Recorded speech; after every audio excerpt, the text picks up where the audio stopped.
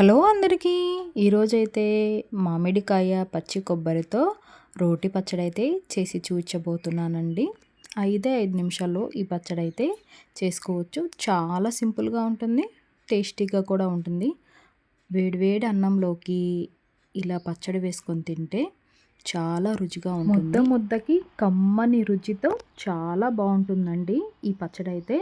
ఇది ఎలా తయారు చేసుకోవాలో వీడియో అయితే చూపిస్తాను. ఆలస్యం లేకుండా వీడియోలోకి వెళ్దాం.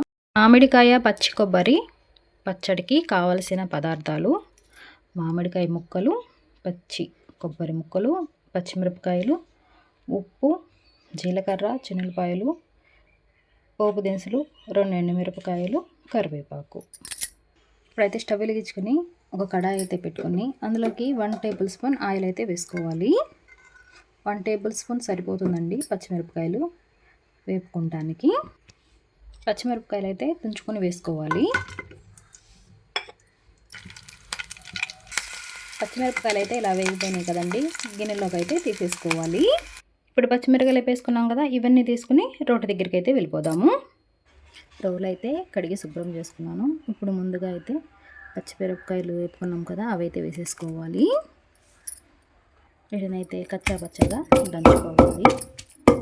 పచ్చిమిరపకాయలు అయితే ఇలా నలిగిపోయినాయి కదండి. ఇప్పుడైతే పచ్చి కొబ్బరి ముక్కలు అయితే వేసేసుకోవాలి. వేసుకొని వీటిని కూడా దంచుకోవాలి. పచ్చి కొబ్బరి కూడా నలిగిపోయింది. ఇప్పుడైతే మామిడికాయ ముక్కలు అయితే వేసేసుకోవాలి.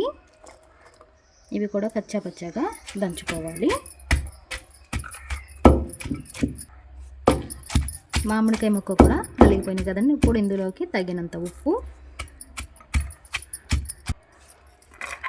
జీలకర్ర, చిన్నులపాయ రెబ్బలు వేసేసుకొని దంచేసుకోవాలి.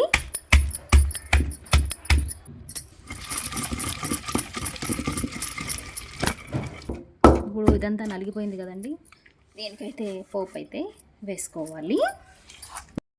అయితే స్టవ్ వెలిగించుకొని మనం పచ్చిమిరపకాయలు వేపుకున్నాం కదా, అదే బాండీలోకి 1 టేబుల్ స్పూన్ ఆయిల్ అయితే వేసుకుందాము పోపు కోసం.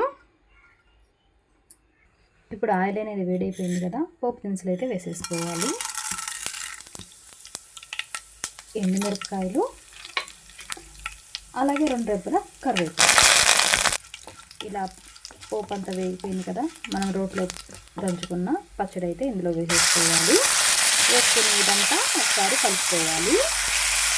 మీరు ఇదే విధంగా మిక్సీలోనా చేసుకోవచ్చు. ఈ పచ్చడి చాలా సింపుల్గా ఉంటుంది, చాలా రుచిగా ఉంటుంది.